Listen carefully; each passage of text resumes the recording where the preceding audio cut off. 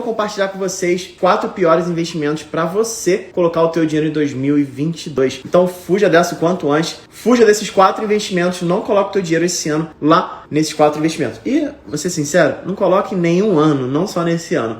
Pior investimento para você fugir: título de capitalização. Por que o título de capitalização é um dos piores investimentos? Na realidade, eu pensei em nem colocar ele nessa lista, mas eu coloquei porque muita gente acha que é investimento. E por que eu não coloquei? Porque título de capitalização definitivamente não é um investimento. Ele é mais para um jogo de azar do que para o investimento. Por que jogo de azar? O que é um título de capitalização? Você compra um título onde você concorre a sorteios. E no final de um prazo, se você não for contemplado, for sorteado, você recebe o teu dinheiro de volta. Só isso. Não tem juros nenhum, não tem juros compostos, dinheiro trabalhando para você. Para ser um investimento, você precisa ter um retorno financeiro. E nesse caso, você não tem um retorno financeiro. Só se você ganhar o sorteio. E sendo sincero, cara, eu particularmente não conheço ninguém que já ganhou um sorteio desse. Tá? Não estou dizendo que não acontece, eu sei que acontece, mas eu não conheço. E olha que eu já tive um aluno que já ganhou na loteria. Eu sempre falo: cara, tu quer ir pra jogo de azar? Vai jogar na loteria, que é melhor que título de capitalização. Esses pique, foge disso daí. Porque isso não é investimento. Primeira coisa que você tem que entender, que é ruim, é que ele não rende. E se você tirar o dinheiro antes do prazo, você ainda perde dinheiro, como se estivesse pagando multa. Segundo ponto, quando você vai fazer, deixar o teu dinheiro lá, no início, cerca de 60% a 80% do valor que você está pagando nesse título de capitalização está indo para a administração desse título de capitalização. Olha que curioso. Então, isso daí é uma das furadas Master Blaster assim. Título de capitalização, foge delas. Próximo investimento para você fugir esse ano, para você não deixar o teu dinheiro lá: previdência privada dos grandes bancos. E olha, escuta o que eu falei: previdência privada dos grandes bancos se você tem menos de R$1 milhão lá. Por quê? Se você tem mais de R$1 milhão, às vezes aparecem algumas previdências ok, não boas, mas ok. Fora isso, a grande maioria, quando eu vou analisar a lâmina, o que é a lâmina? É como se fosse o extrato todo detalhado de tudo que, aonde que a previdência privada investe o dinheiro, quanto que tem lá investido, quantos cotistas, aquela história toda. Qual é o objetivo dela? E aí, quando eu vou analisar dentro do meu acompanhamento,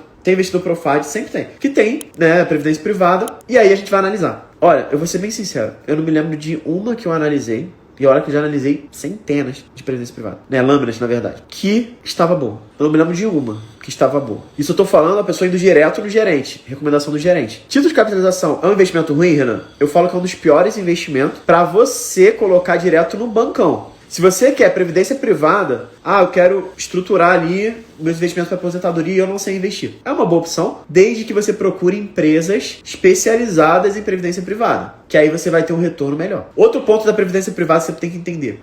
Eu tenho previdência privada que é com coprodução, né? Coparticipação. A empresa, o que eu colocar, a empresa coloca também. Né? Alguém tem esse tipo de previdência aqui? Que você coloca todo mês lá, sei lá, 5% e a empresa também coloca 5%. Ou 10, ou 15, ou 20, sei lá. Alguém tem aqui? Nesse caso, quando você tem esse tipo de previdência, a maioria das vezes é um bom negócio se você pretende ficar na empresa por um longo prazo. Por que eu estou falando isso? Porque normalmente as empresas amarram em contrato essa condição da previdência. Por quê? Se ela está colocando grana lá, imagina que você vai ficar lá um ano e depois vai embora. E ela vai resgatar o dinheiro que a empresa colocou e o teu. Então, algumas empresas, às vezes, elas fazem o seguinte: elas colocam, nesse primeiro momento, se você ficar um ano, você vai levar só o que é seu. O da empresa continua lá para a empresa. Se você ficar 2 anos, você vai levar tudo que é seu e mais, sei lá quantos % o que a empresa colocou. Se você ficar, de maneira que, em 5 anos, se você ficar, aí você leva tudo da empresa e tudo que você colocou. Eu tô só dando um exemplo para exemplificar. Cada caso é um caso. Esse é um ponto importante para você mapear. E por que eu acho que é legal quando você tem essa coparticipação da empresa? Porque independente da rentabilidade, eu não tô nem analisando a rentabilidade da empresa. Você já começa com uma rentabilidade dobrada. Porque se eu coloco lá o equivalente a R$300 todo mês, e a empresa também coloca R$300, eu já começo dobrando o capital que eu estou colocando. Entende o que eu quero dizer? Então aí faz sentido. É um bom negócio. Desde que você fique até o prazo para tirar tudo. Agora, as pessoas estão perguntando: eu tenho previdência privada, a minha é regressiva. Não, assim, a grande sacada é regressiva, progressiva, se é VGBL, PGBL. Não é esse o caso. O que eu estou falando é, se você tem uma previdência privada de um grande banco, dá uma analisada nela para ver se ela é boa ou não. Eu vou te dar algumas dicas simples aqui para você olhar de cima. Claro que tem uma análise bem mais profunda, mas só para você ver se ela tá ruim ou boa já de cara, antes de ir para os próximos passos. Primeiro, você vai solicitar a lâmina da tua previdência privada. Lâmina, como eu te falei, como se fosse um extrato, mas não é o extrato. Lá ele mostra, esse fundo é destinado a tal, público-alvo. Qual é o CNPJ do fundo? Quantos milhões ou bilhões de reais tem lá naquele fundo?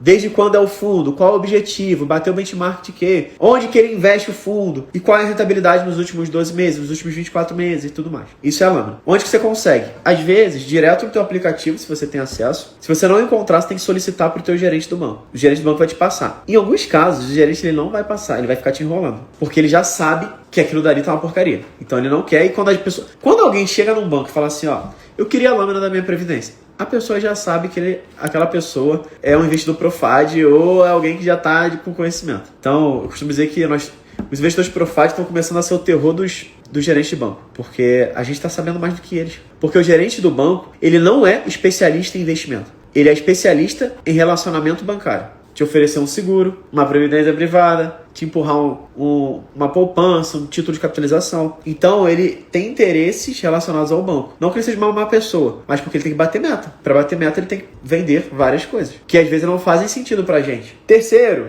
pior investimento. Aqueles investimentos que te oferecem, que tem uma taxa mensal de rentabilidade, um retorno de 2% ao mês, 5% ao mês, já vi até 10% ao mês. Por quê? Porque isso não são investimentos, isso é uma pirâmide financeira. Eu falo aqui para que a minha vulnerabilidade seja a força de vocês. Eu já caí em pirâmide financeira, porque o negócio é tão bem estruturado que a gente acha que, não, tá tranquilo. Na minha cabeça, na época que eu caí em pirâmide financeira, eu achei assim, eu comecei a pesquisar tanto, sou engenheiro de formação, então eu sou um cara cético, era muito mais cético do que eu sou hoje. Então eu era um cara muito racional. Quando me convidaram para ir para um negócio, que a ideia era, aqui é o seguinte, você não precisa trazer gente, tipo multinível e tal, você pode entrar como investidor. Eu falei, investidor me interessa, mas deixa eu ver. E aí chegou lá, era o seguinte, foi no início, cara, o único lado bom de eu ter caído nessa pirâmide que eu conheci o Bitcoin lá atrás, quando o Bitcoin tava R$3.500 e eu fiz uma boa grana com ele, tá? Só por isso. Fora isso, só foi ruim. E por quê? Quando eu entrei, eu fui visitar, aí as pessoas falavam, não, aqui dá pra entrar como investidor. Era 2,5% ou 2% por mês. E era uma taxa surreal, assim, né? E garantida, tá? Não, se der bom. Não, garantida. Aí eu falei, interessante, né? Vou ficar multimilionário aqui muito rápido. Na época, eu não tinha chegado no primeiro milhão ainda. E eu falei, vou com tudo. Mas deixa eu entender, porque eu não quero cair nesses golpes por aí e tudo mais. Aí eu comecei a ver. Aí, primeira coisa, fez muito sentido. E aí falaram, não, porque aqui tem uma banca de trade. Na época era trade esportivo. Onde você... o dinheiro que você tem, eles aportam junto com o que eles já fazem. E eles têm uma média de acerto de tantos por cento. E, basicamente, esses trades que eles vão fazendo, eles se pagam e pagam pra você esse 2% até pouco em relação ao que eles ganham. Aí eu falei, interessante, mas por que eles não usam o próprio dinheiro se eles já estão alavancando? Não precisava sempre chamar gente. Arrumava 2 investidores ali, botava uma boa grana e pronto, resolvido. E eu fiquei com a pulga atrás da orelha. Só que, na minha cabeça, eu pensava assim, na época eu não tinha empresa, eu sempre fui CLT. E na minha cabeça era assim, se a empresa tivesse um CNPJ, ela era confiável. Ingênuo eu, né? Mas enfim, era basicamente isso. E aí eu fui pesquisar se a empresa tinha um CNPJ. E não é que a empresa tinha? Ela tinha um CNPJ. E aí foi por causa do CNPJ que eu entrei. Aí nessa que eu entrei, eu comecei a ganhar, né?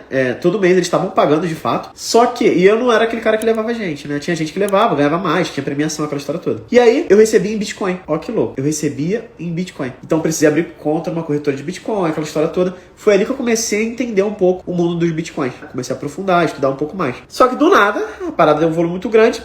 Explodiu e sumiu, igual uma pirâmide, normal. E aquilo foi ruim, sabe? Porque eu convidava outras pessoas também, não pra ganhar dinheiro com isso, mas porque era bom, eu tava recebendo. E o mais louco é isso, os primeiros sempre vão receber. Porque eles vão ser, vamos dizer assim, eles vão difundir a parada que é verdade. E a gente acaba caindo nessas ciladas.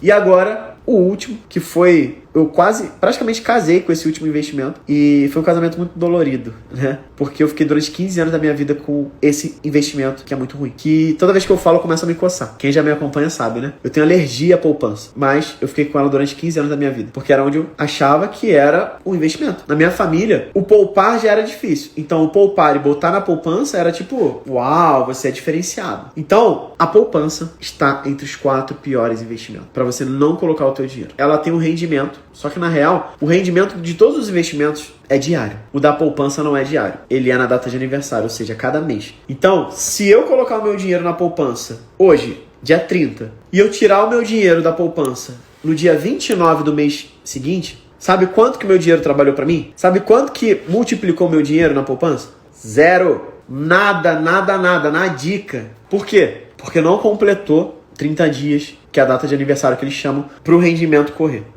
Quando você deixa o seu dinheiro na poupança, você está só guardando. Você não está multiplicando. E muitas das vezes ele está perdendo para a inflação. Que é, eu estou deixando guardado, mas quando eu tirar, eu estou tirando menos do que o que eu coloquei. Mesmo que não pareça, mesmo que pareça estar crescendo, mas ele está desvalorizando como poder de compra. Aquilo que você comprava há um ano atrás, que estava na tua poupança, você não compra a mesma coisa no ano seguinte. Esse é o poder de você perder o teu dinheiro para a inflação. Tá claro?